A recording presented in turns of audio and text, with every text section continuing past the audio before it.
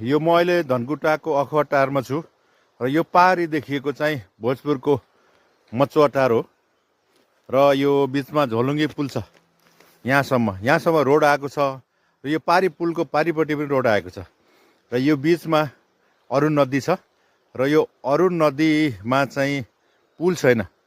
यो शहीदभूमि गाउँपालिकाको वडा नम्बर 2 धनकुटा र भोजपुरको हतौडी गाउँपालिकाको वडा नम्बर 8 पर्छ यो पारिपट्टि।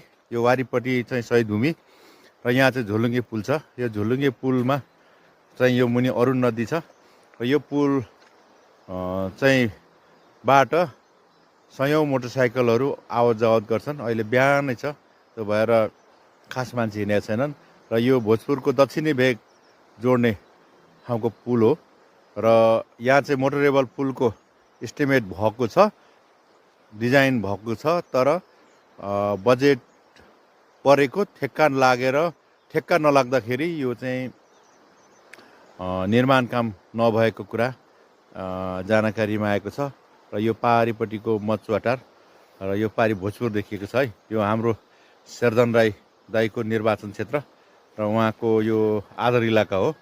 यो माथि देखिन्छ यो अरुण नदी, यो वारिपट्टि चाहिँ राजेन्द्र राईको आदर इलाका हो।